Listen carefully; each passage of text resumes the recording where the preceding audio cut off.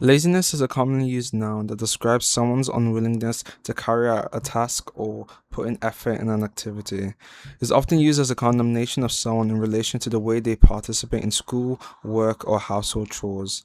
Understanding the different definition and stigma surrounding the word is important in making sense of how the characters in Netflix's Windfall discuss the word and the people they claim practice it in society.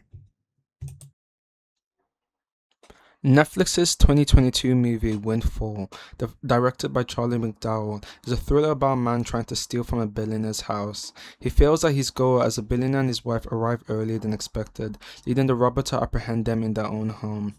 None of the characters in the movie are ever named, assumedly so the viewer can relate to them or ascribe any public or personal figures they want onto them.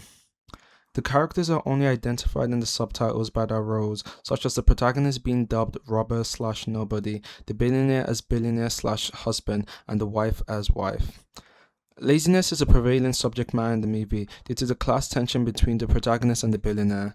The billionaire reiterates his opinions on laziness at several parts of the story, namely by blaming the robber for being laid off at the company he owns and stating that if he was stronger willed and determined, then he would have overcome his financial hardship instead of choosing theft.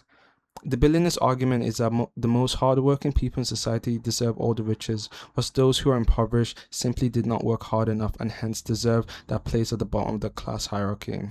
This theme of individual responsibility being acknowledged more than systematic oppression is a focus of this essay, as through this movie I aim to illustrate how people falsely label others' laziness as a sole determining factor for their financial hardships.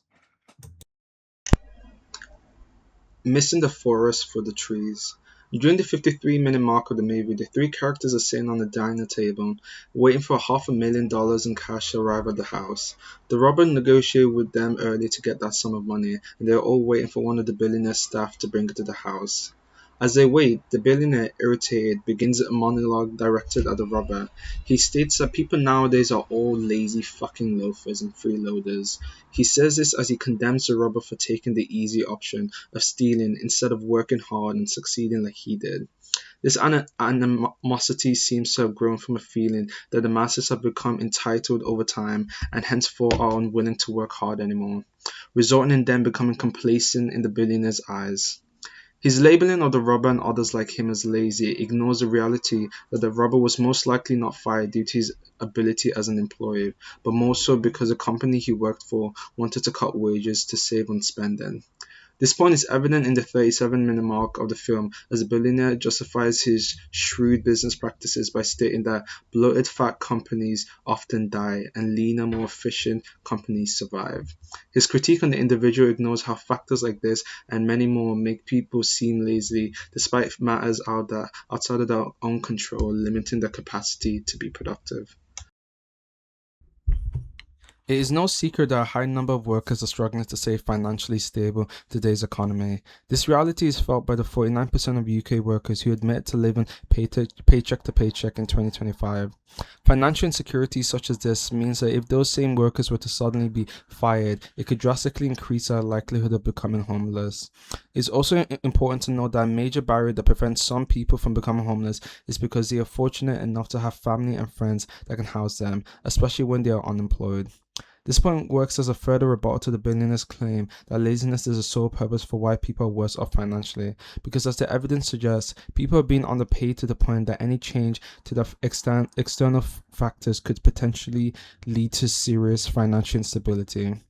Overall, his argument that people have become too lazy completely misses the growing hurdles that people are facing, whether that may be increased prices for rent, foods, general bills, etc. All these factors affect people significantly because a lot of people's jobs do not pay enough to match the increase in prices. Furthermore, it is also important to note that a handful of people who are homeless still work in some capacity. This is evidenced by the charity The Salvation Army, which found that 56,000 workers in the UK were registered as homeless, with 32,000 of them in full-time employment and over 24,000 working part-time. They also detail how those labelled under the term of homeless also live in cars, couch surf, or live in tents. As they do not have a permanent residence, they cannot be considered house citizens, so henceforth they are accurately labelled homeless. pull yourself up by your bootstrap. The phrase was coined in the 19th century and was first used in the Working Man's Advocate, a newspaper created in 1876 that advocated for workers' rights. The original intention of the quote was to mock the physical action of lifting yourself by your bootstrap, an action that is impossible to carry out. This meant that the expression was used as a way of stating that something was crazy or impossible to do. With this context in mind, it is quite ironic that the phrase has now been co opted as a mantra that encourages people to be financially self reliant. The quote's new meaning is intended to motivate people to strive for individual success in the face of adversity and to ultimately aim for the American dream, which in practice is achieving full financial freedom. The irony lies in the fact that as the original meaning meant crazy or impossible, the people who use it now are unintentionally implying that financial success is unachievable through one's own personal efforts. The quote relates to this essay because the billionaire's character suggests that the difference between him and the average employee is that he was simply the harder worker. He argues in the movie that when a hurdle came along, he always did something about it, implying that he was more adaptable and resilient than the average worker. Moreover, the movie leaves it vague as to what specifically gained him success. The only information we are provided with is that he made a code that made hundreds of workers redundant. I believe the movie did not specify, so the viewer can make their own assumptions or connect his invention to real world equivalents. Though the most apt example of technology that has led to large scale redundancies is AI. The Guardian reported that in 2025 there was a 14% drop of staff members in creative agencies due to companies utilizing AI more. Assuming the billionaire created technology similar to AI, this suggests that his billions were not gained through him personally working harder, but through his willingness to facilitate mass layoffs. Carrying out a decision like that does not make him a more productive or exceptional worker, but simply displays his prioritization of profits over his employees. Lastly, the billionaire's company and real life counterparts could provide the workers they initially fired with reduce hours and increase or equal pay. This is because AI is not actually artificial intelligence yet, and it is not a perfect replica of humans, and it still needs oversight to be effective. So in a sense, they could have kept their workers and made their business run more smoothly. But instead, they chose to accumulate as much wealth as possible, despite it impacting the long-term health of that business and the staying employees.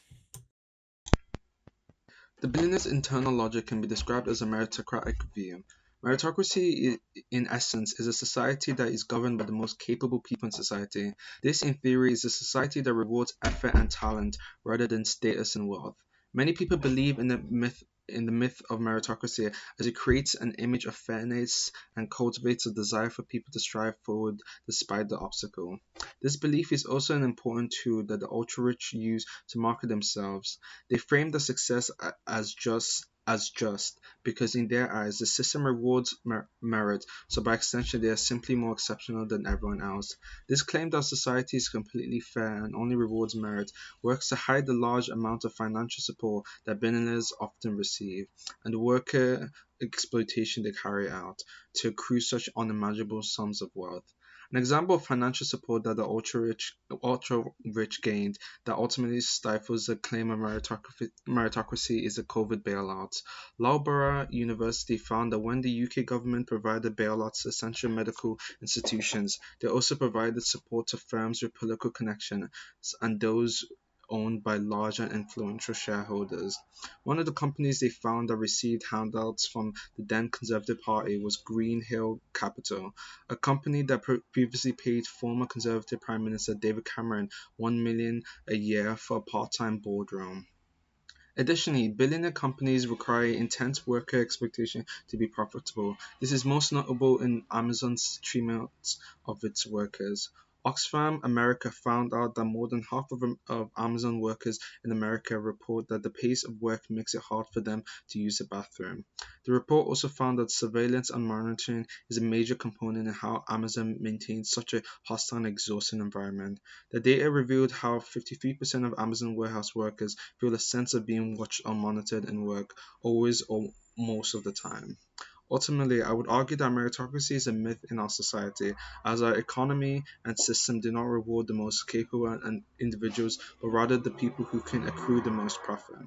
Another point that disputes the claim of meritocracy is the litany of professions that are both extremely valuable to the fabric of society and require an insurmountable amount of labor to carry out.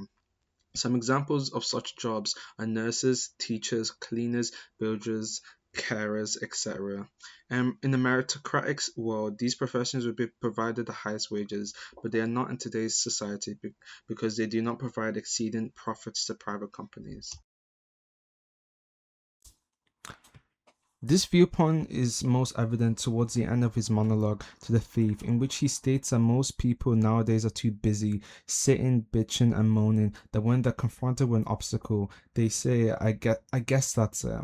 He contrasts this meek portrayal of the working class with a bravado image of himself as someone who did something about obstacles every single fucking time. And he declares that he didn't ask anyone for anything, he didn't take anything that wasn't his. This speech supports the claims of meritocracy, as in his eyes he is deserving of wealth, supposedly because he attained it all by himself. His grandiose speech obviously ignores the laborers that carry out the necessary functions of his numerous companies. His speech is the natural conclusion of the meritocracy myth, which argues and propagates that if you are in poverty, you deserve it because you did not work hard enough. Moreover, the billionaire's access to information, access to a working computer, access to internet, and numerous other luxuries are privileges that he ignores, which helped in his goal of becoming a billionaire.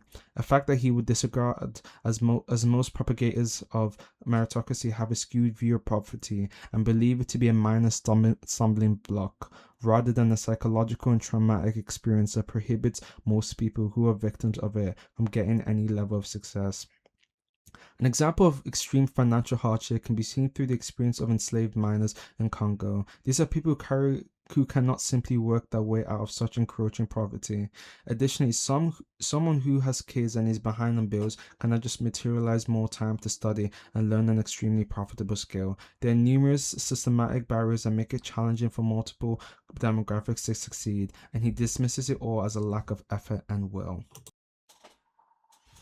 The world owes us nothing, we owe each other the world. Annie DeFranco.